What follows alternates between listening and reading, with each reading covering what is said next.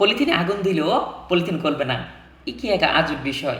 হ্যাঁ, সে এক্সপেরিমেন্টটাই করতে যাচ্ছে। এই যে পলিথিনে আগুন দিচ্ছে কিন্তু পলিথিন গলছে না কেন?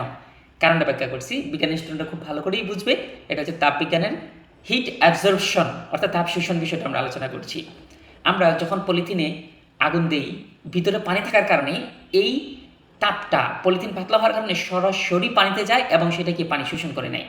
আমরা জানি যে পানির তাপ শোষণ ক্ষমতা হচ্ছে কি 100 ডিগ্রি সেলসিয়াস, এবং পলিথিনের গলন যে তাপমাত্রা সেটা হচ্ছে কি 120 থেকে 130 ডিগ্রি সেন্টিগ্রেড। তার মানে হচ্ছে আমরা যদি 100 ডিগ্রি পর্যন্ত তাপ দেই, পলিথিনে কি হবে না, গলবে না, পানি থাকা অবস্থায় গলতে পারে।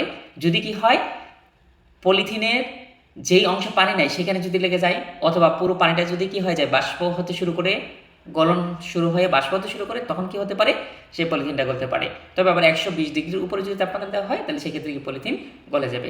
আশা করি আজকে তাপবিদ্যার তাপ অ্যাবজর্পশন যে বিষয়টা সেটা আমরা খুব ভালো করে বুঝতে পারছি। ধন্যবাদ সবাইকে।